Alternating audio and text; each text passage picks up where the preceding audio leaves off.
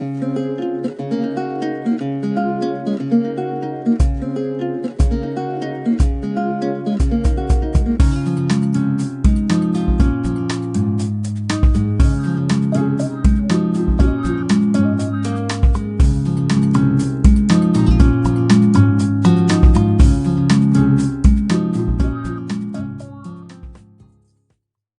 छात्रों, कैसे हैं आप लोग।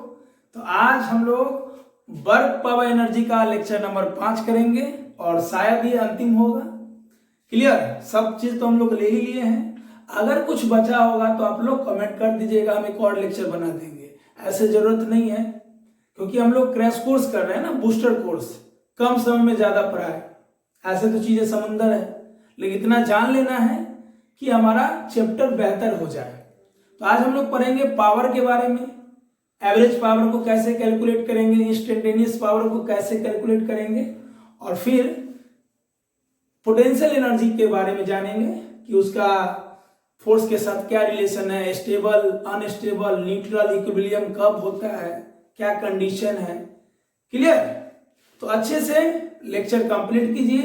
हम मैसेज दिए होंगे आपको कि काइनेमेटिक्स से हम धमाका करने वाले हैं, तो इंतजार कीजिए। तो मेरा नाम आदित्य कुमार और ये आपका अपना चैनल आदित्याज फिजिक्स क्लासेस। तो मुझे आपका सपोर्ट का जरूरत है, हर पॉइंट पे रिस्पांस का जरूरत है, कमेंट का जरूरत है। जैसा भी कमेंट हो आप जरूर करें, ताकि मेरा हिम्मत बढ़े और काम को मैं 1000 गुना मेहनत से करूं। तो बाबू, पावर क्या है ना। तो ध्यान से देखो, हम अच्छे से अगर बात करें तो पावर क्या है, काम करने में जो समय लगा है ना, work done per unit time, काम करने में जो समय लगा, work done per unit time पर माने बट्टा है ना। काज करने के समय दर को, कोई भी काम आप कितना देर में करते हो वही पावर कहलाता है। क्लियर। तो इसका यूनिट क्या हो जाएगा, पावर का SI यूनिट क्या हो जाएगा, वर्क का जूल, टाइम का सेकेंड, जूल पर सेकेंड। इसी को हम लोग वाट बोलते हैं, है ना। और पावर का कुछ पॉपुलर यूनिट्स है, आप लोग भी सुने होंगे।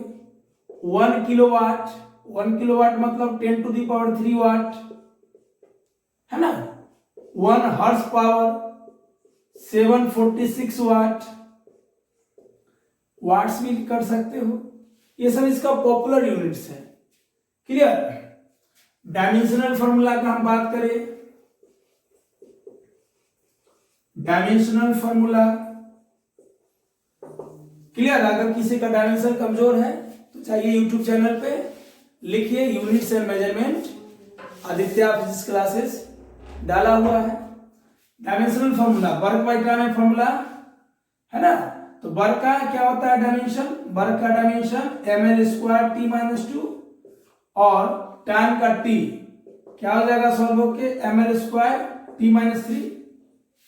वर्क का फॉर्मूला है, वर्क का dimensional formula ml² t-2, time का t, m का m, l² t पर जाकर माइनस हो जाएगा t-3।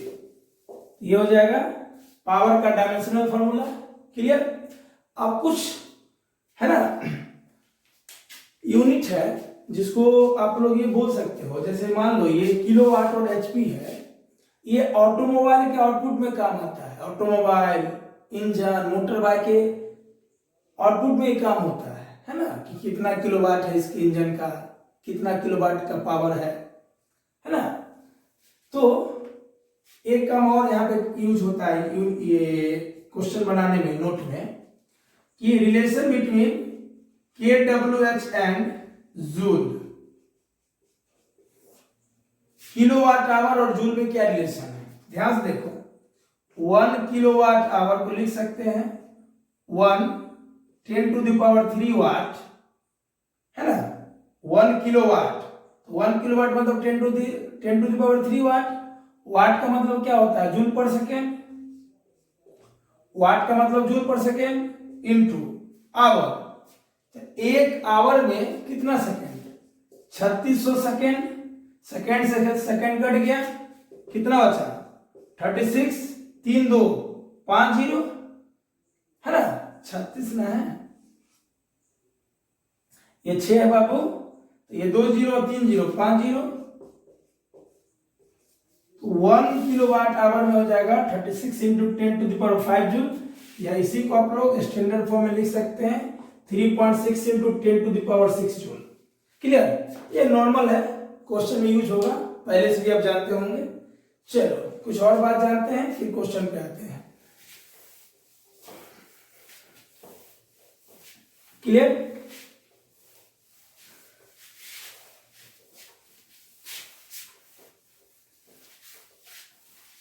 चलिए पावर दो प्रकार का,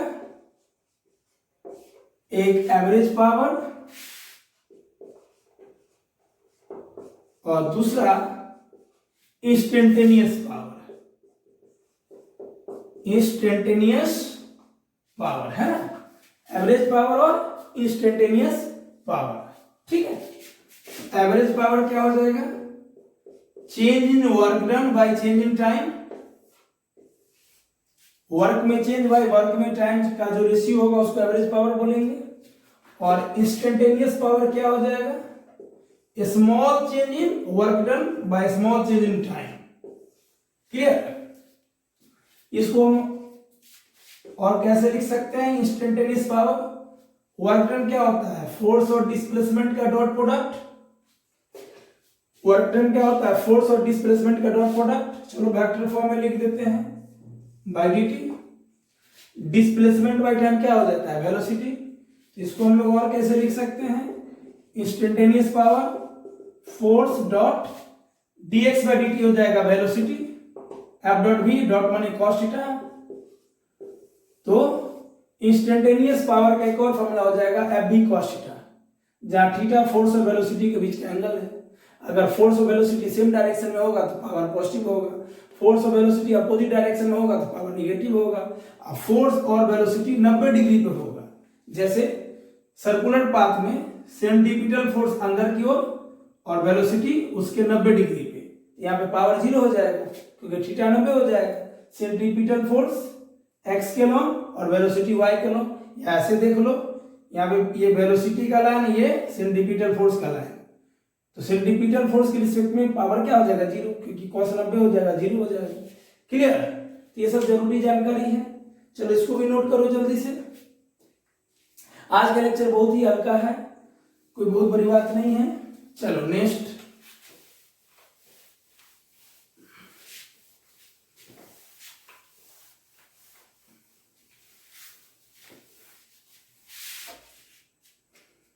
ध्यान से देखो, मान लो ये पावर और टाइम का कर्व है, कोई कर्व हम ले लिए, इसको यहां से मिला दिए T1 पे और इसको यहां से मिला दिए T2 पे।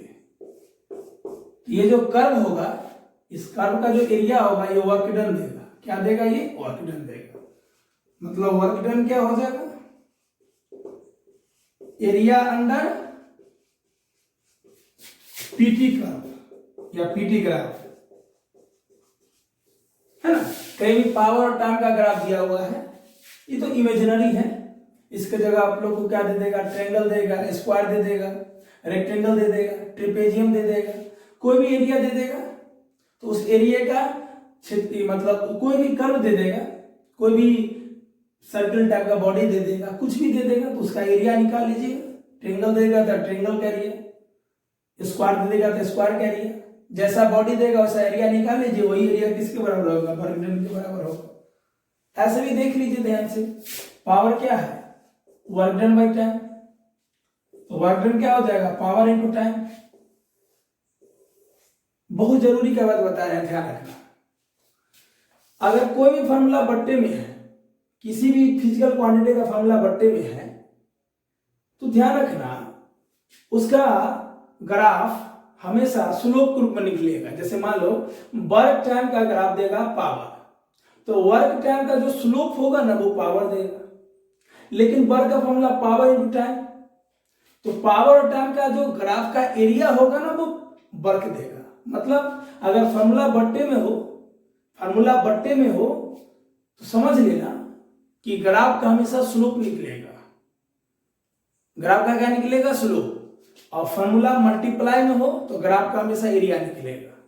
क्लियर? एक चीज और ध्यान रखना, जैसे मान लो क्वेश्चन इक्वेशन में हो, क्वेश्चन किस में हो? इक्वेशन में हो। जैसे मान लो वर्क का इक्वेशन दिया हुआ है कुछ भी, AT² प्लस BT, और पावर निकालना है, तो पावर का फॉर्मूला कौन चीज? Work by time.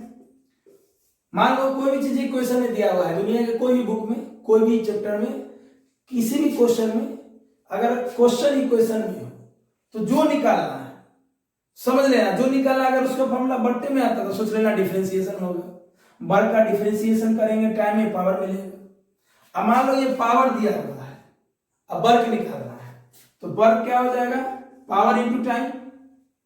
तो मान लो जो दिया हुआ है, जैसे पावर दिया हुआ है, वर्क निकालना है, तो वर्क का फॉर्मूला पावर के रिस्पेक्ट में मल्टीप्लाई में है। तो समझ लेना कि जो निकालना अगर उसका फॉर्मूला मल्टीप्लाई में हो तो एकदम मस्ट है कि इंटीग्रेशन होगा। पावर का इंटीग्रेशन करेंगे टाइम में, वर्क निकल जाएगा, है ना। तो ध्यान क्या रखना कि अगर क्वेश्चन इक्वेशन में है, क्वेश्चन क्या है? इक्वेशन में है, जो निकालना फॉर्मूला हो डिवाइड में तो डिफरेंशिएशन। क्वेश्चन इक्वेशन में है, जो निकालना है फॉर्मूला मल्टीप्लाई में हो तो इंटीग्रेशन। और ग्राफ वाले क्वेश्चन में जो निकालना है अगर उसका फॉर्मूला बट्टे में है तो स्लोप निकाल दो। जैसे मान लो ये वर्क और टाइम का कर्व है, इस कर्व का टेंजेंट ले, टेंजेंट मतलब स्लोप, स्लोप मतलब टेन थीटा, तो पावर हो जाएगा slope of WT curve, slope मतलब टेन थीटा। तो इस स्लोप का स्लोप मतलब टेन थीटा, इसका जो भी थीटा होगा, जो भी एंगल होगा, वही टेन थीटा पावर बराबर होगा। कैसा भी स्लोप रहे, वो स्लोप जो टेन थीटा देगा, स्लोप का मतलब ही होता है टेन थीटा, स्लोप मतलब टेंजेंट, टेंजेंट का मतलब जो टेन थीटा वो दिया, तो जो टेन थीटा होगा वही पावर होगा। तो ध्यान क्या रखना, दुनिया के किसी भी चैप्टर में अगर ग्राफ वाला फॉर्मूला है, ग्राफ वाला क्वेश्चन है, तो दो चीज ध्यान रखना, जो निकालना है उसका फॉर्मूला बट्टे में हो। जैसे पावर का फॉर्मूला वर्क के रिस्पेक्ट में बट्टे में होता है, पावर क्या होता है? Work by time. तो मान लो ग्राफ में जो निकालना है अगर उसका फॉर्मूला बट्टे में होता है तो समझ लेना हमेशा स्लोप ही निकलेगा, मतलब उसका आंसर टेन थीटा ग्रुप में आएगा, जो थीटा होगा वही आंसर होगा। क्लियर? चलो, ये सब तो हो गया जरूरी का बात। आइए अब क्वेश्चन करते हैं।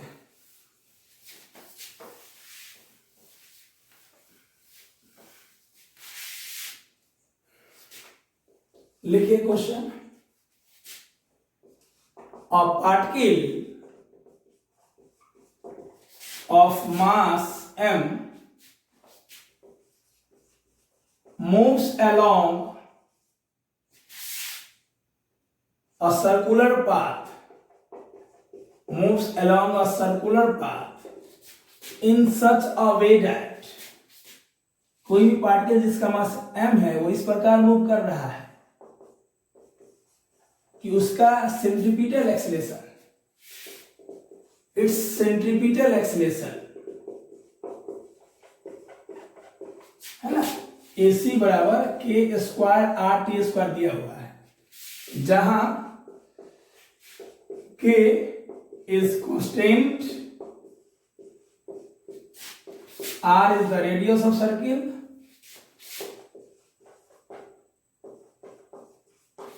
R is the radius of circle and T is the time. T is the time in second, radius metre में है, and T is the time. Find the power delivered by. Find the power delivered by. Delivered मतलब देने वाला. All the forces.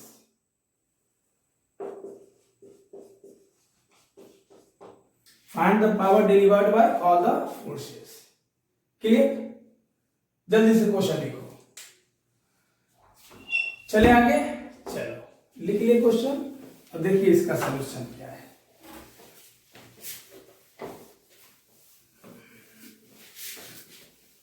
देखो ध्यान से, मान लो कोई भी पार्टिकल सर्कुलर पाथ में मूव कर रहा है, तो हम किसी पोजीशन का बात करते हैं। सेंटर की ओर जो फोर्स लगता है उसको हम लोग सेंट्रीपिटल फोर्स बोलते हैं। सेंटर की ओर जो एक्सेलरेशन होता है उसको हम लोग सेंट्रीपिटल एक्सेलरेशन बोलते हैं। और टेंजेंट के अलोंग जो होगा उसको हम लोग टेंजेंशियल एक्सेलरेशन बोलते हैं। टेंजेंट के अलोंग जो फोर्स लगेगा टेंजेंशियल फोर्स बोलेंगे। क्लियर? तो ध्यान से देखिए, सेंट्रीपिटल एक्सेलरेशन दिया हुआ था k square r t square. Centripetal force का फॉर्मूला होता है v स्क्वायर बाय r बराबर k square r t square.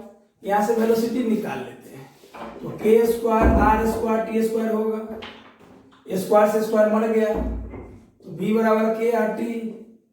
मुझे क्या निकालना था? The power delivered bye all the forces. Clear? तो ध्यान से देखो, जब भी पावर निकालना है तो ध्यान रखना कि एवरेज कब निकालेंगे और इंस्टेंटेनियस कब निकालेंगे। हो सकता है क्वेश्चन में लिख दे कि इंस्टेंटेनियस निकालना है, तो जब इंस्टेंटेनियस निकालना होगा तो फोर्स और वेलोसिटी वाला लगाएंगे, क्योंकि पावर होता है फोर्स और वेलोसिटी का डॉट प्रोडक्ट, है ना? फोर्स और वेलोसिटी का डॉट प्रोडक्ट। और अगर ये दोनों सेम डायरेक्शन में तो सीधे अब भी लगा देंगे। ठीक है? अब ध्यान सोचो कि हम वेलोसिटी क्यों निकालें। वेलोसिटी निकाल ली, इसका मतलब है कि जरूर इंस्टेंटेनियस पावर ही पूछ रहा है। तो क्यों नहीं इंस्टेंटेनियस पावर पूछेगा? जब भी सर्कुलर पाथ का बात हुआ तो एक साइकिल में, एक राउंड में वर्क डन तो 0 हो जाएगा। तो जब वर्क डन 0 हो जाएगा तो एवरेज पावर 0 हो जाएगा। ओवर वन राउंड ट्रिप में कहोगे सर ये तो क्वेश्चन में नहीं लिखा हुआ है। ठीक है, क्वेश्चन में नहीं लिखा हुआ है, लेकिन बॉडी सर्कुलर पाथ पे मूव कर रहा है तो राउंड ट्रिप तो मारेगा ही। तो जब राउंड ट्रिप होगा तो वर्क डन 0 हो जाएगा, वर्क डन 0 तो एवरेज पावर 0, तो बचा क्या? Instantaneous power. तो क्वेश्चन में ही छिपा हुआ रहता है कि करना क्या है। समझ गए ना? ये सेंट्रीपिटल एक्सेलरेशन से वेलोसिटी निकालेंगे, वेलोसिटी से क्या निकालेंगे? Tangential acceleration. टेंजेंशियल एक्सेलरेशन होता है dv बाई dt। इसको डिफरेंशिएट करो टाइम के रिस्पेक्ट में, तो v के जगह आएगा krt, तो क्या बचेगा? kr।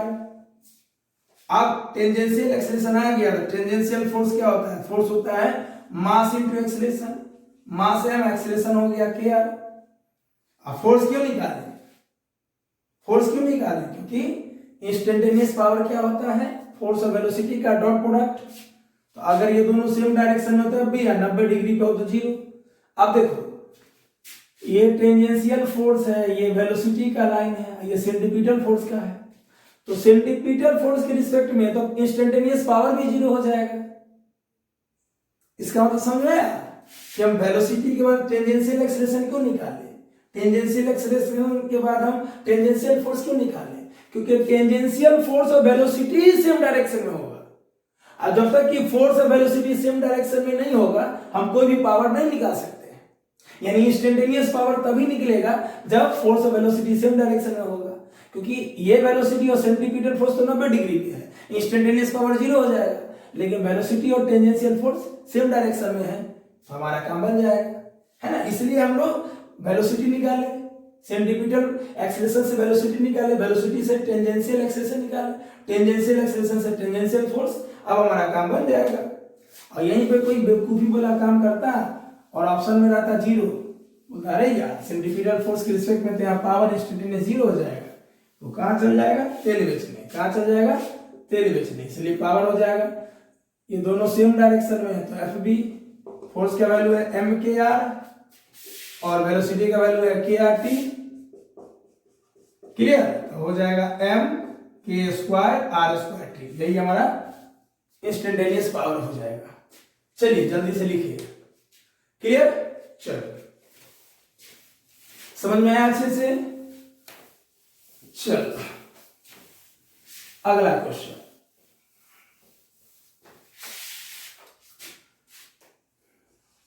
अगला क्वेश्चन है, मान लो ये एक्स वाई प्लेन है और यहां से कोई पार्टिकल जिसका मास m है उसको हम u वेलोसिटी से फेंके थीटा एंगल पे, और पार्टिकल कहीं जाके गिरा, मान लो o से फेंके a पे गिरा।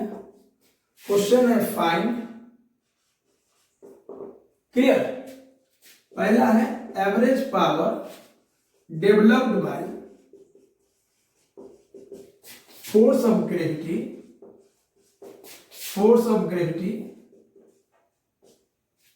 during its flight फ्लाइट का मतलब जितना ऊपर गया उतना नीचे आ गया। दूसरा है instantaneous power delivered by force of gravity as a function of time के रिस्पेक्ट में आपको इंस्टेंटेनियस पावर निकालना है। ठीक है, क्वेश्चन नोट करो। सिंपल क्वेश्चन क्या हो जाएगा, क्वेश्चन का लैंग्वेज क्या हो जाएगा, a particle of mass m is projected with initial velocity u at an angle theta with horizontal and find both मतलब दोनों निकालना है। चलो क्वेश्चन का लैंग्वेज लिख लिए, अब निकालते हैं। चलिए देखो, पहला आंसर क्या हो जाएगा, एवरेज पावर क्या हो जाएगा, change in work done by time, यानी work done by time zero, work zero ना, वर्क जीरो बट्टा टाइम जीरो। अब देखो ध्यान से, प्रोजेक्टाइल मोशन में क्या होता है, किसी पार्टिकल को जब हम लोग प्रोजेक्ट करते हैं तो पार्टिकल y कॉलम जितना ऊपर जाता है उतना ही नीचे आता है, तो y कॉलम तो डिस्प्लेसमेंट हुआ नहीं, तो y कॉलम डिस्प्लेसमेंट नहीं हुआ मतलब वर्क डन नहीं हुआ, इसलिए पावर जीरो हो जाएगा। क्लियर, प्रोजेक्टाइल मोशन के अनुसार। इंस्टेंटेनियस पावर, सोचो इंस्टेंटेनियस पावर क्या होता है, फोर्स और वेलोसिटी का डॉट प्रोडक्ट। फोर्स क्या हो जाएगा, mg माइनस जे, किसी भी इंस्टेंट पे ले लो, फोर्स कहां लगेगा, नीचे, डायरेक्शन y के लो तो माइनस जे ले लेंगे। चलो वेलोसिटी, किसी इंस्टेंट पे, मान लो इसी इंस्टेंट पे वेलोसिटी लेंगे, यहां थीटा तो ये भी थीटा होता है, तो इस वेलोसिटी का दो वैल्यू, ये हो जाएगा u cos थीटा i, मालूम है ना, x के लोग वेलोसिटी चेंज नहीं होता है, और y के लोग क्या हो जाएगा, u sin theta minus gt j cap. Clear, x के लोग कोई वेलोसिटी चेंज नहीं, जितना यहां उतना ही यहां, क्योंकि x के लोग कोई फोर्स नहीं लगा तो एक्सेलेरेशन चेंज नहीं हुआ तो वेलोसिटी चेंज नहीं होगा, मतलब x के लोग कोई फोर्स लगा ही नहीं तो वेलोसिटी चेंज होगा ही नहीं। y के लोग फोर्स लगता है तो वेलोसिटी चेंज हो जाता है टाइम के रिस्पेक्ट में, u sin theta minus gt, यानी इस v का दो वैल्यू है, एक x के लोग और एक y के लोग, तो v के जगह क्या हो जाएगा बताओ ध्यान से, है ना, u cos theta i cap plus u sin theta minus gt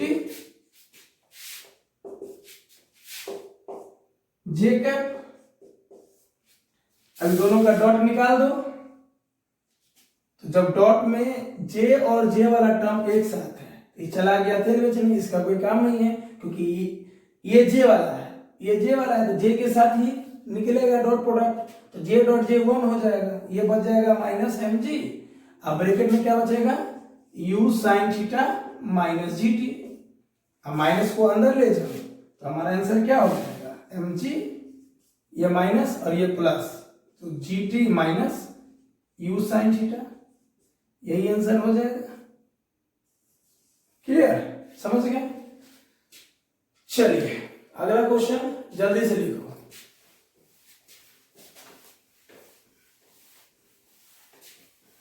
आ रहा है समझ में अच्छे से, कोई बहुत बड़ी बात नहीं है पावर के क्वेश्चन को बनाना। चलिए और क्वेश्चन लेते हैं। अगला क्वेश्चन है, कार या ऑटोमोबाइल भी लिख देगा, ठीक है ना, या मोटर बाइक भी लिख देगा, और car एक्सलेट्स,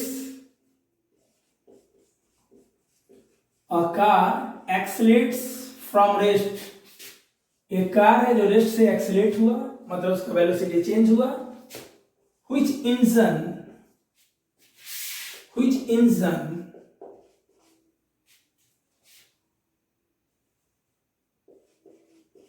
supplies a constant power, engine, E-N-G-I-N-E, engine, which engine supplies a constant power, ठीक है, उसका इंजन कांस्टेंट पावर सप्लाई कर रहा है। फाइंड पहला है ना, velocity of car as a function of time, velocity of car as a function of time. दूसरा है displacement of car, displacement of car as a function of time,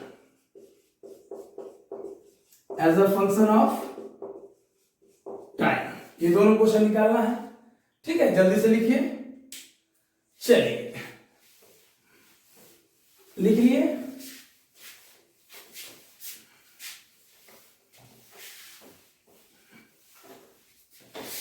चलिए चलो पहला निकालते हैं।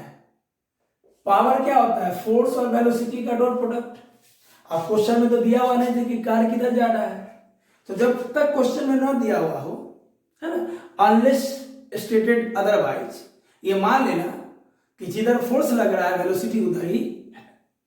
अगर क्वेश्चन में ऐसा कोई इशारा नहीं है तब ये समझ लेना कि जिधर फोर्स और वेलोसिटी दोनों सेम डायरेक्शन में है, ठीक है।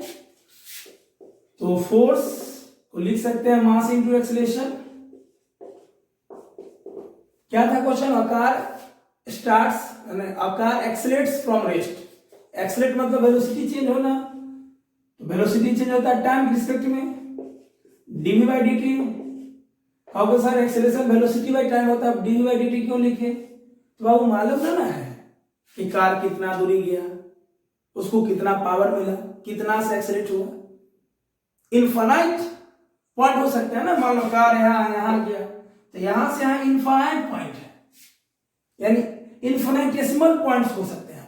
तो हम किसी एक इंस्टेंट का बात करेंगे कि कार एक इंस्टेंट पे कितना वेलोसिटी से मूव कर रहा है, एक इंस्टेंट पे अपनी वेलोसिटी कितना चेंज किया, इसलिए उसको डिफरेंशियल फॉर्म में लिखेंगे। अब ध्यान से देखो, हम लिख सकते हैं वी डी वी, जात वाला को एक साथ कर दो, वी डी वी एक जात का है।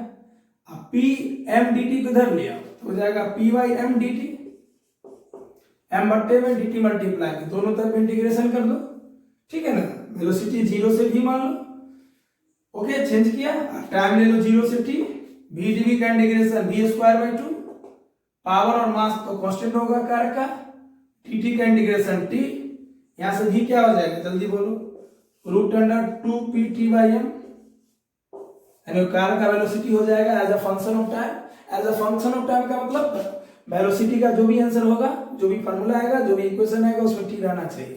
बाबू ये फॉर्मूला ऐसे भी बीबीआई हो गया, यहाँ पे आंसर भी हो गया, क्वेश्चन में काम भी आएगा। जब भी कोई कार, कोई भी ऑटोमोबाइल या मोटर बाइक लिख दे, उसका वेलोसिटी पूछे, आंख मूंद कर ये फॉर्मूला लगा देना, 2 पी टी बाई एम, यहाँ P power, T time, M mass है, आंसर आ जाएगा।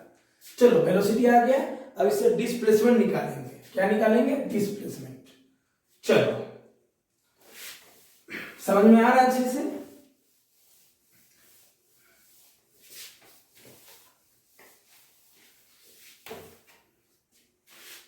बताओ वेलोसिटी कितना लाए थे हम लोग, दूसरा डिस्प्लेसमेंट निकालना है, 2 पी टी बाई एम, ठीक है।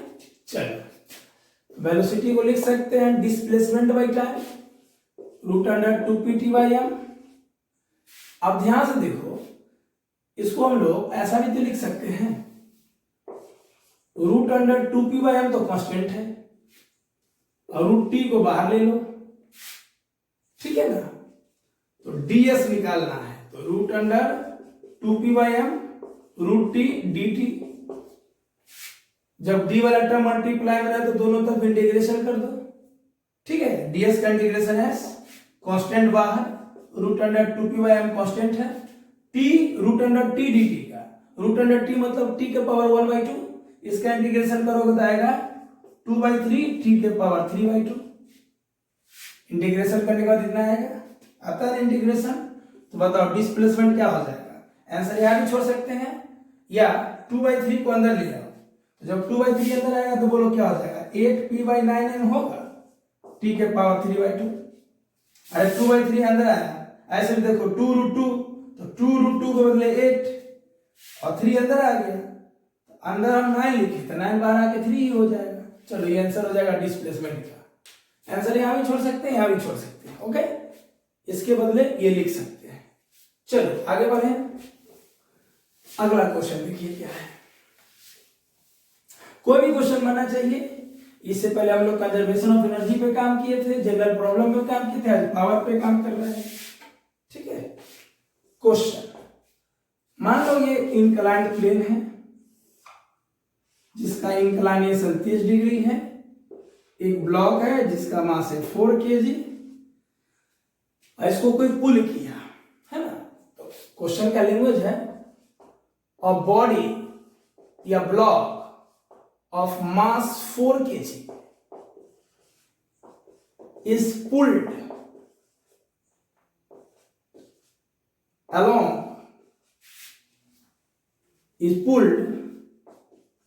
parallel to inclined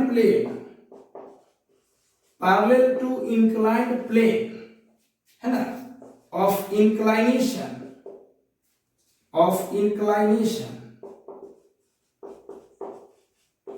30 degree with an acceleration 1 meter per second square. Clear? Find पहला है average power developed by force, जो फोर्स लग रहा है बिटवीन t बराबर 0 टू t बराबर 4 सेकेंड, यानी 0 से लेकर 4 सेकेंड में जो फोर्स पावर डेवलप कर रहा है वो निकालिए। और दूसरा क्वेश्चन का लैंग्वेज हम यहां लिखते हैं instantaneous power delivered by force at t बराबर 4 सेकेंड। और बोल रहा है कि इंस्टेंटेनियस पावर निकालिए जब t बराबर 4 सेकेंड होगा। तो मान लो ये 4 kg वाला बॉडी कोई है, इसको कोई पुल कर रहा है। तो मान लो मेरे बड़का मौसा जी इसको पुल कर रहे हैं, मौसा जी इसको खींचने लगे, तो देखो क्या सब होगा। क्लियर? सबसे पहले ने क्या निकाला, एवरेज पावर। चलो क्वेश्चन का लैंग्वेज मिटा दे, लिख लिए। चलिए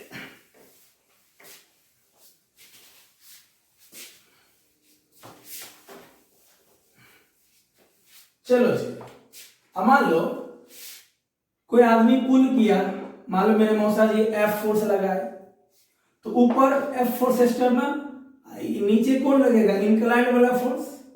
इंक्लाइंड वाला फोर्स क्या होता है, पैरेलल mg sin थीटा। तो ध्यान से देखो हमें क्या निकालना है, एवरेज पावर। तो एवरेज पावर क्या होता है, work done by time. Work क्या होता है, फोर्स और डिस्प्लेसमेंट का प्रोडक्ट। अब ध्यान से देखो फोर्स भी ऊपर लग रहा है, पुल भी ऊपर हो रहा है, तो फोर्स के अलोंग डिस्प्लेसमेंट हो तो वर्क डन पॉजिटिव होगा। तो जब वर्क डन पॉजिटिव होता है तो सीधे लिखिए फोर्स और डिस्प्लेसमेंट। अब मुझे निकालना है एवरेज पावर। टाइम तो मालूम है 0 से 4 मतलब 4, फोर्स और डिस्प्लेसमेंट चाहिए। चलिए निकालते हैं, क्या हो जाएगा, फोर्स ऊपर फोर्स नीचे mg sin थीटा, ऊपर F नीचे mg sin theta, total force बराबर mass into acceleration. Total force क्या होता है, मास इंटू एक्सेलरेशन। तो F बराबर क्या हो जाएगा, ma plus mg sin theta. Mass का वैल्यू कितना है 4, एक्सेलरेशन 1 प्लस मास का वैल्यू 4, g का वैल्यू 10, sin 30 1/2, 2 5 जा 10, 5 4 जा 20, 24 न्यूटन। फोर्स का वैल्यू आ गया 24, s का वैल्यू।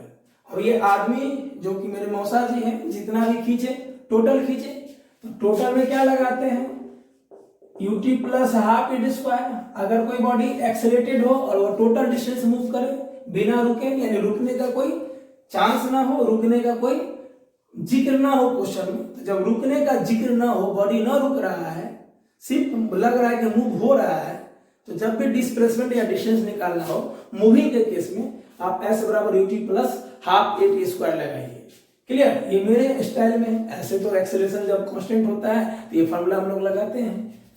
बॉडी इनिशियल रुका होगा तो 0 है ना, u0 तो पूरा टर्म 0, 1/2, a का वैल्यू 1 और t का वैल्यू कितना दिया हुआ है 0 से 4 मतलब 4, 4 का स्क्वायर 16/2 यानी 8 मीटर। ये हो गया 8 और टाइम दिया है 4, 4 दूना 8, 24 दूना 48। 48 वाट्स। एवरेज पावर क्या हो जाएगा 0 से 4 सेकंड में 48 वाट्स। चलिए हो गया। अब इंस्टेंटेनियस पावर निकालते हैं। चलो इतना जगह में हो जाएगा। इंस्टेंटेनियस पावर क्या होता है? फोर्स और वेलोसिटी का प्रोडक्ट। जिधर फोर्स लग रहा है वेलोसिटी भी उधर ही है, डिस्प्लेसमेंट भी उधर ही है। तो मैप भी लिख सकते हैं। फोर्स कितना है 24, वेलोसिटी निकाल लेते हैं। तो बताओ वेलोसिटी टाइम के रिस्पेक्ट में क्या होता है? v बराबर u प्लस at। ये फॉर्मूला कब लगाते हैं? जब वेलोसिटी टाइम के रिस्पेक्ट में चेंज होता है। और यहाँ पे वेलोसिटी टाइम के रिस्पेक्ट में चेंज हो रहा है क्योंकि बॉडी एक्सेलरेटेड है। ठीक है, तो u0 a का वैल्यू हो ना, t का वैल्यू कितना 4, क्योंकि इंस्टेंटेनियस पावर निकालना था t बराबर 4 सेकंड पे। तो कितना हो जाएगा v 4 मीटर पर सेकंड। ठीक है, अच्छे से नोट कर लेना। तो v का जगह हो जाएगा 496 वाट्स। क्लियर? तो ये था पावर का क्वेश्चन। और इससे रिलेटेड जो भी अलग टाइप का प्रॉब्लम होगा आपके बुक में, क्वेश्चन बुक में, चाहे वो नीट का तैयारी कर रहे हो आप, जेई का तैयारी कर रहे हो, सब बन जाना चाहिए। क्लियर? चलो आइए हम लोग अब स्टेबल, अनस्टेबल और न्यूट्रल इक्विलिब्रियम का बात करते हैं। मिटा दे इसको। चलिए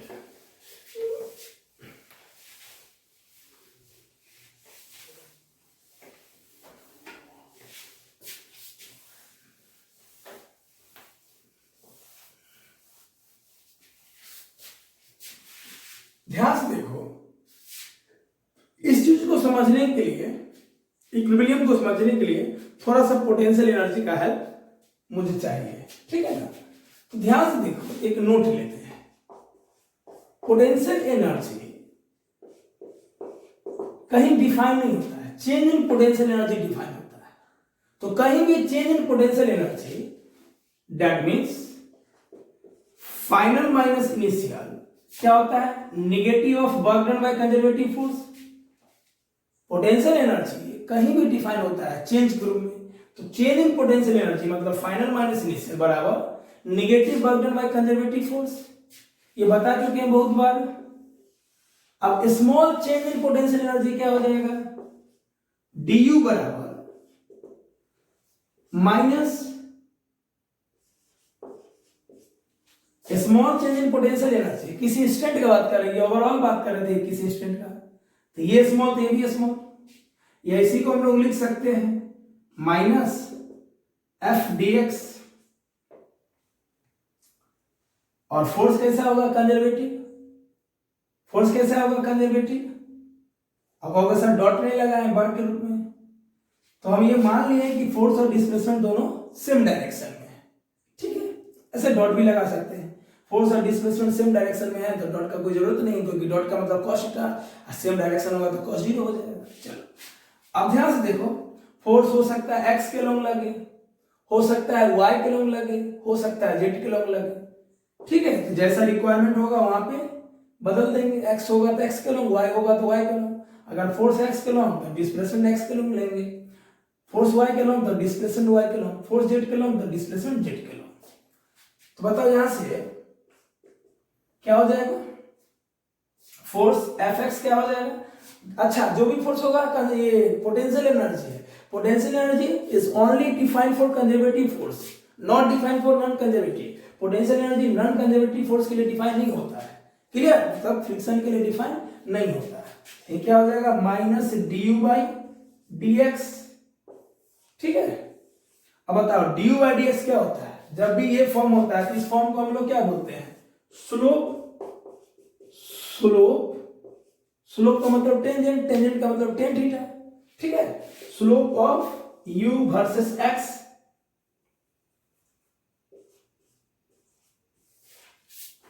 यानी हम बोल सकते हैं कि पोटेंशियल एनर्जी और डिस्प्लेसमेंट का जो स्लोप होगा वही फोर्स देगा। यानी negative slope of u versus x gives force. Clear? Negative slope of potential energy versus displacement gives force, हम बोल सकते हैं। चलो इसको नोट करो जल्दी से। कर लिए नोट? अब ध्यान से देखो,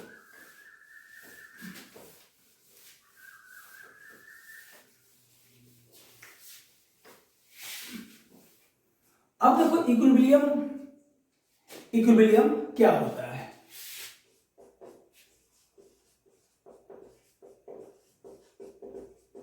देखो कहीं भी इक्विलिब्रियम रहे तो समझ लेना कि बॉडी पे लगने वाला नेट फोर्स 0 हो। अगर 1000 फोर्स भी बॉडी पे लग रहा है अलग अलग दिशाओं से तो सबका नेट वैल्यू 0 होना चाहिए। तो अगर बॉडी पे नेट फोर्स 0 हो तो ये कंडीशन इक्विलिब्रियम कहलाता है। और जब बॉडी पे नेट फोर्स 0 हो तो इक्विलिब्रियम इस चैप्टर में 3 प्रकार का होता है। पहला स्टेबल इक्विलिब्रियम, इक्विलिब्रियम को हम शॉर्टकट ईक्यू लिख रहे हैं, ये इक्विलिब्रियम का शॉर्ट टर्म है। दूसरा होता है अनस्टेबल, अनस्टेबल इक्विलिब्रियम, और एक होता है न्यूट्रल इक्विलिब्रियम। ठीक है, अनस्टेबल इक्विलिब्रियम मतलब पोटेंशियल एनर्जी मिनिमम होना चाहिए। ठीक है, अनस्टेबल इक्विलिब्रियम मतलब पोटेंशियल एनर्जी मैक्सिमम होना चाहिए। ठीक है, पोटेंशियल एनर्जी क्या होना चाहिए, मैक्सिमम। और न्यूट्रल इक्विलिब्रियम मतलब पोटेंशियल एनर्जी कांस्टेंट होना चाहिए। इक्विलिब्रियम है तो इसका मतलब हो गया कि यहां भी फोर्स 0 होगा, यहां भी नेट फोर्स 0 होगा, यहां भी नेट फोर्स 0 होगा, और यहां भी नेट फोर्स 0 होगा। ठीक है, इसको नोट करो ध्यान से, जल्दी नोट करो, और इसको हम ग्राफ से समझाते हैं। हो गया नोट? चलो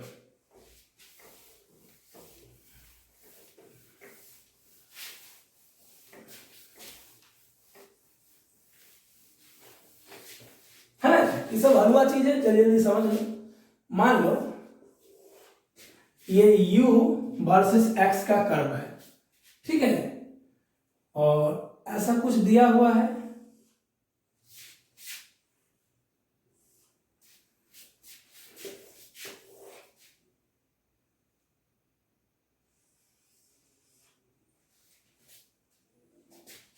अब ध्यान से देखो क्या बताए थे, फोर्स क्या होता है, किसी भी एक्सिस के along slope of potential energy and displacement यानी minus D by D X. Clear? तो ध्यान से देखो, अब बताओ फोर्स किसी भी एक्सिस के अलोंग 0 कब होगा, फोर्स 0 कब होगा, जब स्लोप 0 होगा। अगर D by D x slope है, स्लोप 0 कब होगा, जब स्लोप हॉरिजॉन्टल हो जाए। स्लोप क्या हो जाए, हॉरिजॉन्टल। स्लोप मतलब ढलान, जैसे यहां पे ढलान नहीं है, ये भी 0 है, ये तो खुद हॉरिजॉन्टल है, तो फोर्स यहां भी 0 है, फोर्स यहां भी 0 है, फोर्स यहां भी 0 है। तो फोर्स 0 कब होता है, जब स्लोप 0 हो जाए। स्लोप 0 कब होगा, जब हॉरिजॉन्टल होगा वो स्लोप, है ना, मतलब ढलान नहीं होगा। स्लोप का मतलब होता है ढलान। अब यहाँ तो ढलान है नहीं, तो बताओ इस कर्व में 3 ऐसा जगह जहां पे ढलान नहीं है, स्लोप नहीं है, तो वहां पे स्लोप 0 होगा। स्लोप 0 का मतलब हो गया डी बाई डी एक्स 0 होगा, मतलब 4 0 होगा। यहाँ पे यहाँ स्लोप 0 होगा, यहाँ स्लोप 0 होगा, यहाँ तो पहले ही से 0 है। ठीक है ना, मतलब दोनों कर्व में हम बोल सकते हैं, दोनों कर्व में हम बोल सकते हैं कि 3 ही पोजीशन ऐसा है जहां पे स्लोप 0 होगा। एक ये और ये तो खुद ही हॉरिजॉन्टल है, एक ये एक तो खुद ही हॉरिजॉन्टल है। तो इक्विलिब्रियम का मतलब बॉडी पे नेट फोर्स 0 होना। फोर्स कहाँ 0 होगा, किसी भी एक्सिस के अलोंग, जब स्लोप 0 होगा। स्लोप 0 कब होगा, जब हॉरिजॉन्टल होगा, मतलब ढलान नहीं बनेगा, है ना।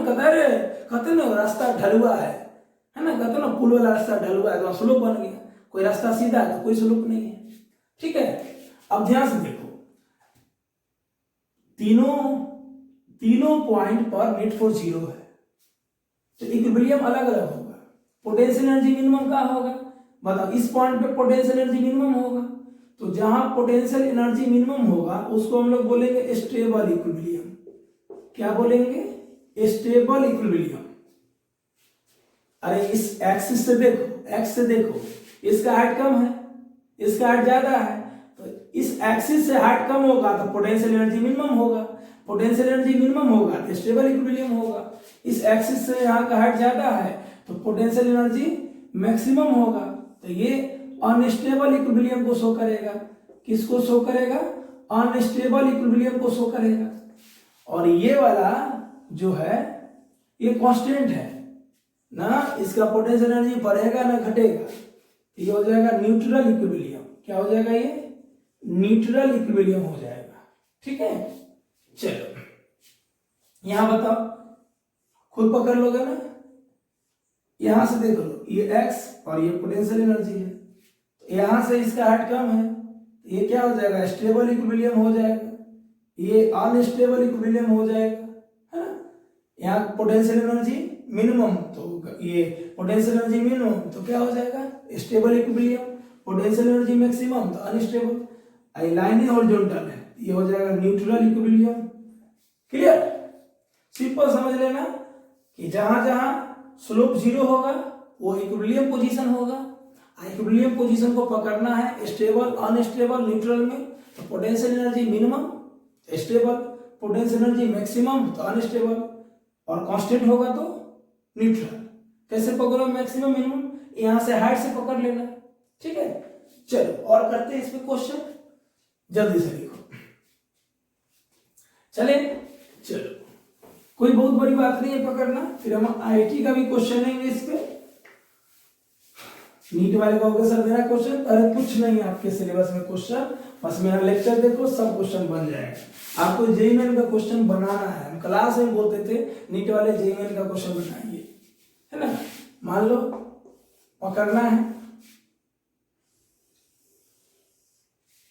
ठीक है, कहाँ स्टेबल कहाँ अनस्टेबल होगा पकड़ लोगे, है ना। ये साइन एक्स का ग्राफ है, मान लो ये हम कॉस एक्स का ग्राफ ले लिए, तो बोलो यहां क्या होगा? अनस्टेबल, यहां क्या होगा? स्टेबल। ठीक है ना, यहां अनस्टेबल, यहां स्टेबल, अनस्टेबल। क्लियर? बताओ, अनस्टेबल, स्टेबल, अनस्टेबल, यहां पे स्टेबल हो जाएगा। पकड़ लोगे ना, खुद से नाम दे दो। ठीक है ना, ये क्या हो जाएगा?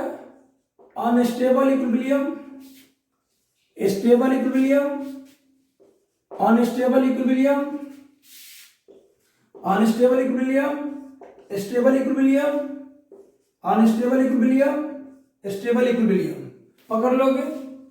चलो इसको अब हम थ्योरी से समझाते हैं, फिर ग्राफ पे आएंगे। ठीक है, चलो थ्योरी से समझो है क्या।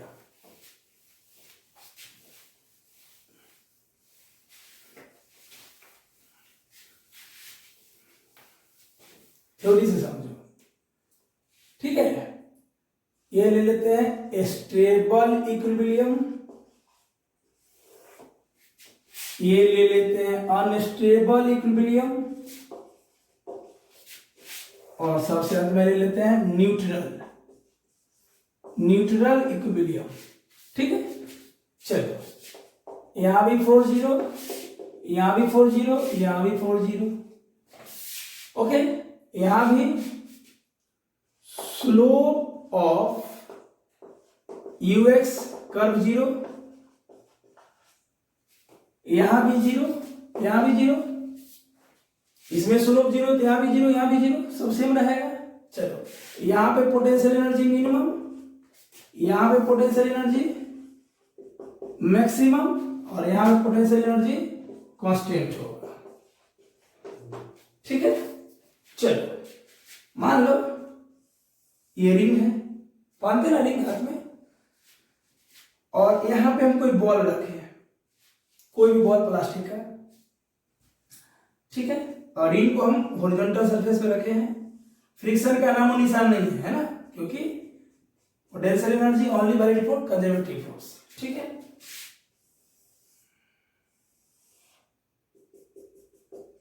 ओके, ये सटा हुआ है,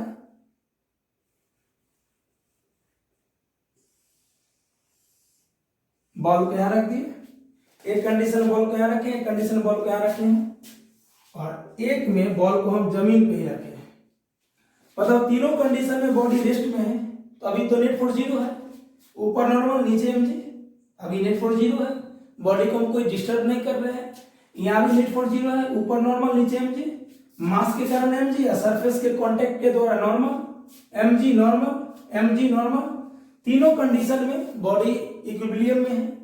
चलो अब इसको थोड़ा सा डिस्टर्ब किए, इसको यहाँ पे ले गए, क्या होगा, वापस आना चाहेगा। इसको यहाँ पे ले गए, वापस आना चाहेगा। इसको यहाँ पे ले गए तो ग्रेविटी वाला फोर्स खींचेगा। तो यदि किसी बॉडी को उसके इक्विलिब्रियम पोजीशन से डिस्टर्ब किया जाए, इस बॉडी को, ये इक्विलिब्रियम पोजीशन है, ये इक्विलिब्रियम पोजीशन है, ये इक्विलिब्रियम पोजीशन है, तो अगर किसी बॉडी को उसके इक्विलिब्रियम पोजीशन से डिस्टर्ब करोगे और डिस्टर्ब होने के बावजूद वो अपने नेचुरल पोजीशन पे आ जाएगा, अपने स्टेबल इक्विलिब्रियम पे आ जाएगा, अपने नेचुरल पोजीशन पे आ जाएगा, तो वो कहलाएगा स्टेबल इक्विलिब्रियम। तुम इधर ले जाओ चाहे इधर ले जाओ, फोर्स ऑफ ग्रेविटी के कारण या फोर्स के कारण ये अपने नेचुरल पोजीशन पे आ जाएगा। लेकिन बताओ क्या यहाँ ऐसा होगा, इसको यहां से छोड़ोगे तो मान लो फोर्स लगा है यहां से, थोड़ा सा इसको डिस्टर्ब किए तो है ना, नहीं आएगा, यहां आ जाएगा। यानी अनस्टेबल से वो स्टेबल को प्राप्त कर लेगा। हो सकता है जब अनस्टेबल से स्टेबल को प्राप्त करे तो इस पोजीशन पे आके ऐसे ऐसे करेगा वो। यानी अनस्टेबल में क्या होता है, अनस्टेबल इक्विलिब्रियम में, अनस्टेबल इक्विलिब्रियम से बॉडी हमेशा स्टेबल इक्विलिब्रियम में आना चाहता है, तो यहां से ट्यूब करो तो आ जाएगा और ऐसे ऐसे करेगा।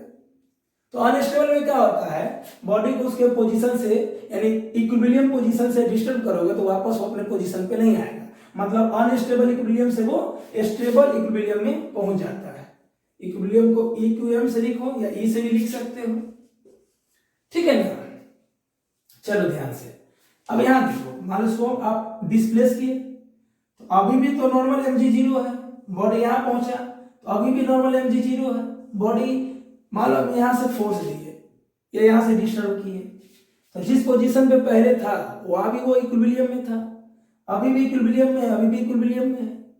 तो जब बॉडी हमेशा इक्विलिब्रियम पोजीशन को बनाए रखे, या अब बताओ यहाँ पोटेंशियल एनर्जी क्या होगा, जो भी पोटेंशियल एनर्जी होगा यहाँ का कांस्टेंट होगा। यहां से यहां पहुंचा तो भी कांस्टेंट है, यहां से यहां पहुंचा तो भी कांस्टेंट है।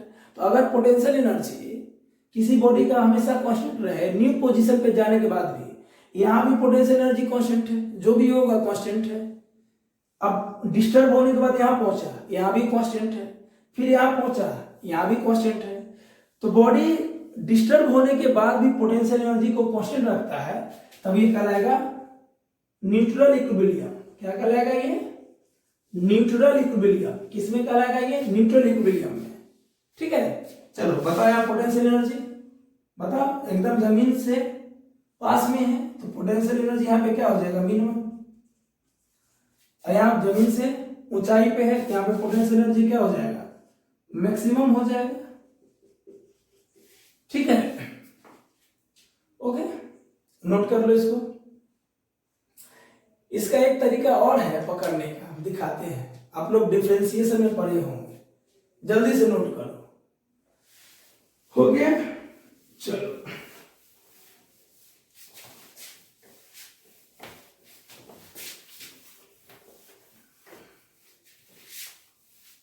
क्या तरीका, नोट में लिखो। क्या है, F बराबर माइनस du/dx, यानी फोर्स जो होता है वो होता है negative slope of potential energy versus displacement graph का, ठीक है। तो मान लो चेक करना है कि किस इक्विलिब्रियम में है, तो आप क्या करो, double differentiation of potential energy by dx square. Potential energy के इक्वेशन को दो बार डिफरेंशिएट करो। अगर उस डिफरेंशिएशन का वैल्यू पॉजिटिव हो जाए या ग्रेटर देन 0 रहे, ग्रेटर देन 0 का मतलब समझ लेना कि वो मिनिमम पोटेंशियल एनर्जी को शो कर रहा है। किसको शो कर रहा है, मिनिमम पोटेंशियल एनर्जी को। जब मिनिमम पोटेंशियल एनर्जी रहेगा तो वो होगा स्टेबल इक्विलिब्रियम। क्या होगा वो, स्टेबल इक्विलिब्रियम। अगर आप मतलब पोटेंशियल एनर्जी का इक्वेशन दिया हुआ है, उसको दो बार डिफरेंशिएट किए, अगर डिफरेंशिएशन का वैल्यू 0 से बड़ा आया तो बताओ 0 से बड़ा आएगा तो समझ लेना मिनिमम, उल्टा कर देना। और मान लो डबल डिफरेंशिएशन किए आप, 0 से कम आ गया तो समझ लेना मैक्सिमम पोटेंशियल एनर्जी है। Potential energy P dot E लिखो चाहे U लिखो, मैक्सिमम आएगा तो अनस्टेबल होगा, ठीक है। Unstable equilibrium. और मान लीजिए आप डबल डिफरेंशिएशन किए, क्या किए, डबल डिफरेंशिएशन किए, वैल्यू 0 आ गया, तो ये हो जाएगा न्यूट्रल इक्विलिब्रियम। क्या हो जाएगा, न्यूट्रल इक्विलिब्रियम। ठीक है, ये भी एक तरीका है चेक करने का, पढ़े थे ना मैक्सिमम मिनिमम डिफरेंशिएशन में।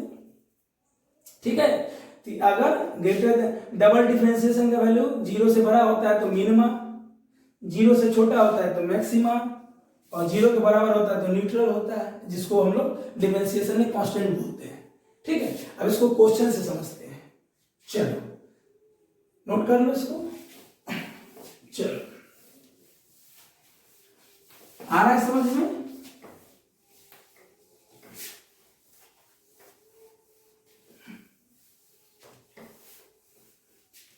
एक काम करते हैं, कर्व लेते हैं, आप पकड़ लोगे कि कहां पे पोटेंशियल एनर्जी मिनिमम होगा, कहां पे मैक्सिमम होगा। ठीक है,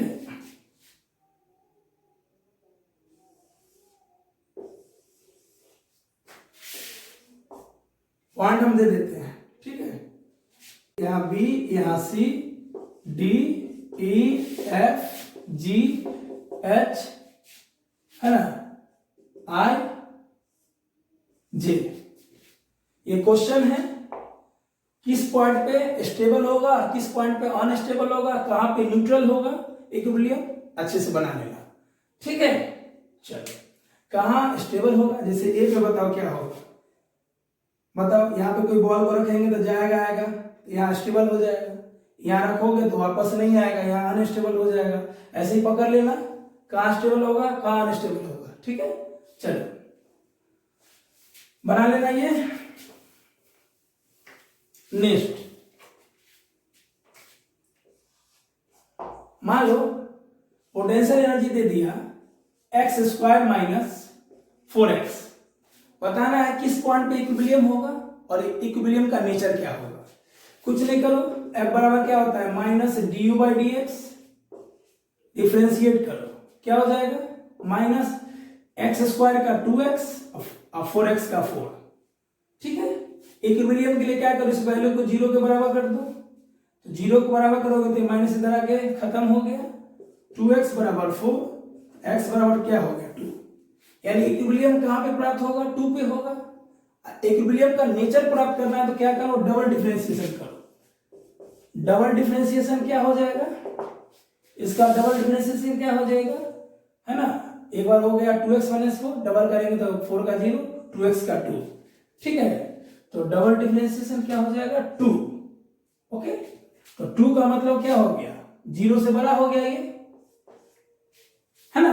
इसको डबल डिफरेंशिएट करो ना, तो x² का 2x - 4, एक बार डिफरेंशिएशन फिर करोगे तो 2x का 2, 4 का 0, यानी 2 आएगा। 2 0 से बड़ा है, तो जब 0 से बड़ा हो जाएगा तो पोटेंशियल एनर्जी क्या होगा, minimum potential energy. Potential energy minimum होता है तो क्या होता है, स्टेबल इक्विलिब्रियम। क्लियर हो गया? ठीक है, चलो नेक्स्ट।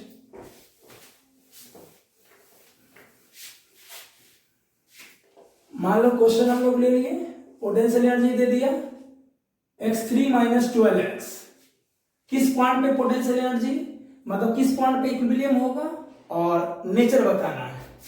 क्या करोगे, F बराबर क्या होता है, -du/dx। ठीक है, तो x3 का 3x², 12x का हो जाएगा 12। इक्विलिब्रियम के लिए 0 के बराबर करोगे, यहां माइनस लगा दोगे ना, माइनस है। ठीक है, यहां से x कितना होगा, ये 3x² बराबर हो जाएगा 12। ठीक है ना, चलो तो x² हो जाएगा 4, x का वैल्यू क्या हो जाएगा, +-2। चलो यानी इक्विलिब्रियम दो पोजीशन पे संभव होगा, प्लस पे भी और माइनस पे भी। चलो चेक करते हैं। ठीक है ना, तो चेक करने के लिए क्या करेंगे, डबल डिफरेंशिएट करेंगे। तो डबल डिफरेंशिएट क्या हो जाएगा, dtu/dx²। कितना आएगा डबल डिफरेंशिएशन इसका, सिंगल हो गया 3x², सिंगल हो गया 3x² - 12x। ठीक है ना, सिंगल क्या हो जाएगा 3x² - 12, डबल करेंगे तो हो जाएगा 6x, डबल हो गया 6x। अब x का वैल्यू एक बार 2 पुट करते हैं, एक बार -2 पुट करते हैं। 2 पुट करेंगे तो 12, -2 पुट करेंगे तो -12। 12 0 से बड़ा है और -12 0 से छोटा है। 0 से बड़ा होगा तो potential energy minimum, potential energy minimum stable, और 0 से छोटा है तो पोटेंशियल एनर्जी मैक्सिमम। तो यहां पे क्या हो जाएगा, इक्विलिब्रियम अनस्टेबल। समझ रहे हो ना, डबल डिफरेंशिएशन कर लो। अगर यहाँ पे x का वैल्यू 2 आया है तो प्लस माइनस दोनों लेके चलेंगे, डबल डिफरेंशिएशन कर लिए, 6x आएगा, इसका डबल डिफरेंशिएशन 6x, x का वैल्यू एक बार 2 पुट करेंगे तो 12 आएगा, एक बार -2 तो -12, 12 0 से बड़ा है तो मिनिमम पोटेंशियल एनर्जी। देखो जो टर्म 0 से बड़ा होगा उल्टा कर देना, मिनिमम पोटेंशियल एनर्जी, और मिनिमम पोटेंशियल एनर्जी होगा तो स्टेबल, 0 से छोटा आ जाएगा तो उल्टा कर देना, मैक्सिमम पोटेंशियल एनर्जी, और मैक्सिमम पोटेंशियल एनर्जी क्या होगा तो अनस्टेबल। सिंपल, कहीं भी डबल डिफरेंशिएशन करने के बाद वैल्यू 0 से बड़ा आएगा तो समझ लेना मिनिमम पोटेंशियल एनर्जी, 0 से छोटा आएगा तो मैक्सिमम पोटेंशियल एनर्जी, है ना। 0 से बड़ा आता है तो मिनिमम होता है, पढ़े हो ना डिफरेंशिएशन में, और 0 से छोटा आता है तो मैक्सिमम। मिनिमम पोटेंशियल एनर्जी मतलब stable equilibrium, maximum unstable. Clear. कभी कभी क्वेश्चन में क्या करता है, एक्स और वाई दोनों के टर्म में दे देता है, ठीक है, एक्स और वाई दोनों के टर्म में दे देता है, ठीक है।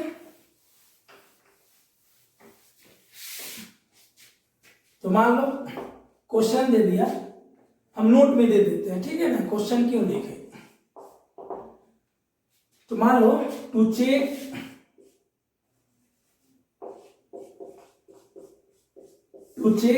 इक्विलिब्रियम एंड इट्स नेचर,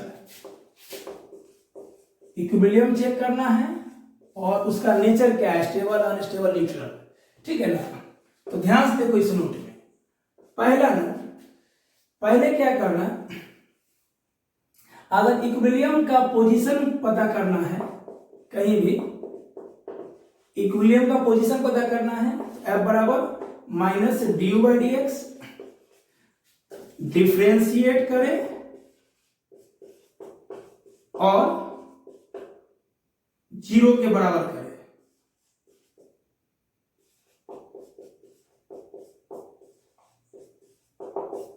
ठीक है, कहीं भी पहले डिफ्रेंशिएट करो, 0 के बराबर करो, जो आएगा वो इक्विलिब्रियम पोजीशन होगा।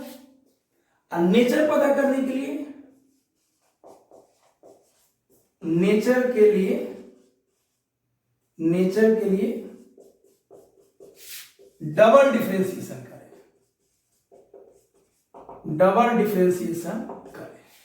ठीक है ना। अगर सिर्फ पोजीशन पता करना है कि किस पोजीशन पे इक्विलिब्रियम होगा, सिर्फ डिफरेंशिएशन करें और 0 के बराबर करें फोर्स को, है ना, फोर्स को 0 कर दो और डिफरेंशिएशन कर दो, तो जो डिफरेंशिएशन आएगा वहां से निकल जाएगा वैल्यू, तो वहां पोजीशन ऑफ इक्विलिब्रियम हो गया। नेचर पता करना है तो नेचर के लिए डबल डिफरेंशिएशन करो, ठीक है, पता चल जाएगा, क्वेश्चन भी करके बता दिए। और मान लो ये भी आया, अगर पोटेंशियल एनर्जी एक्स में और वाई दोनों में दिया हुआ हो, जैसे मान लो कहीं भी क्वेश्चन में एक्स का भी फंक्शन है, वाई का भी फंक्शन है, तो एक्स एंड वाई का अलग अलग डिफरेंशिएशन करें, अलग अलग डिफरेंशिएशन करें। जैसे क्वेश्चन दे दिया, मान लो पोटेंशियल एनर्जी बराबर कुछ भी ले लो, x² - 8x plus y² - 3y, ऐसा कुछ दे दिया।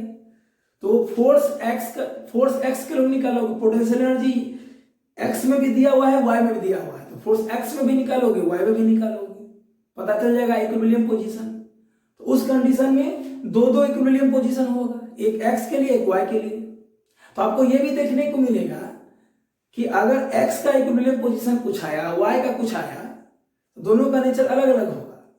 x के इक्विलिब्रियम पोजीशन मान लो वहां पे स्टेबल है, तो हो सकता है वहीं पे y का अनस्टेबल हो जाए, मतलब समझ रहे हो ना। अगर किसी क्वेश्चन में x और y दोनों निकालना पड़े, यानी x के लोग भी इक्विलिब्रियम और y के लोग भी इक्विलिब्रियम, तो वहां पे दो नेचर हो सकता है। हो सकता है x के लोग स्टेबल हो और y के लोग अनस्टेबल हो।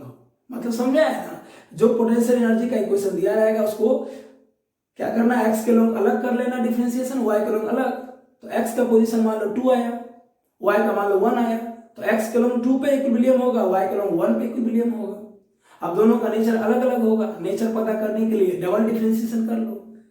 ओके, हो सकता है सेम हो, लेकिन मोस्ट ऑफ द प्रॉब्लम में अलग अलग ही होता है। बात आई समझ में? खुद से एग्जांपल लो, करो। टारगेट के स्टूडेंट हो, मालूम होना चाहिए कि हम क्या बोलना चाह रहे हैं।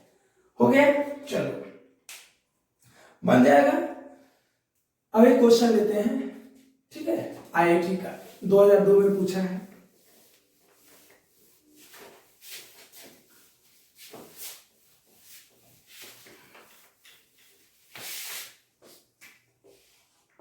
ये 2002 का क्वेश्चन है। आईआईटी पहले स्क्रीनिंग होता था, उसी का क्वेश्चन है, ठीक है।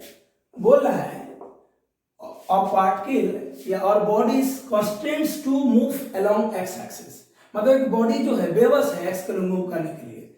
constraints मतलब होता है मजबूरी, बेबसी।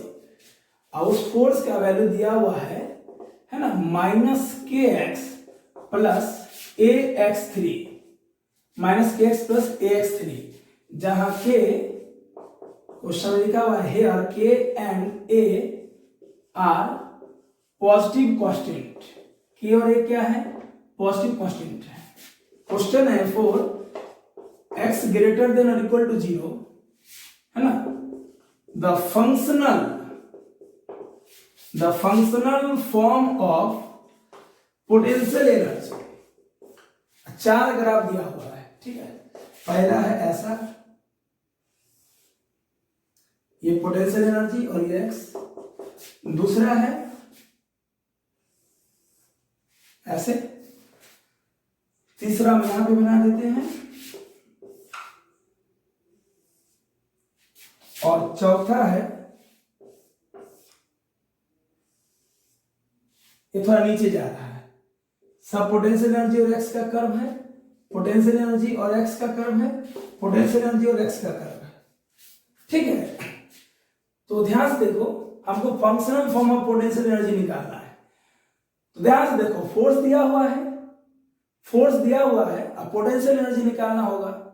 तो जैसे पोटेंशियल एनर्जी दिया हुआ है, फोर्स निकालना है तो डिफरेंशिएशन, फोर्स दिया हुआ है, पोटेंशियल एनर्जी निकालना है तो इंटीग्रेशन। तो यहां से इंटीग्रेशन आएगा, है ना, kx²/2 -ax4/4। अरे सिंपल, F बराबर होता है ना -du/dx। तो पोटेंशियल एनर्जी दिया हुआ है, फोर्स निकालना है तो डिफरेंशिएशन करते हैं। फोर्स दिया हुआ है और पोटेंशियल एनर्जी निकालना है तो इंटीग्रेशन करेंगे। तो आफ्टर इंटीग्रेशन ये हो जाएगा kx²/2 -ax4/4। इसका इंटीग्रेशन कर लो, ठीक है ना, किसके रिस्पेक्ट में? x के रिस्पेक्ट में। तो पोटेंशियल एनर्जी इतना आएगा। अब बताओ पोटेंशियल एनर्जी 0 कहां होगा? जब x का वैल्यू 0 होगा। बोलेंगे पोटेंशियल एनर्जी 0 कहां होगा? तो जब x 0 होगा, यानी x बराबर 0 पे फोर्स भी 0 होगा, पोटेंशियल एनर्जी भी 0 होगा। तो उस कंडीशन से चौथा ग्राफ सही होगा, क्योंकि ये चौथा ग्राफ जो है वो हर कर्व को शो कर रहा है।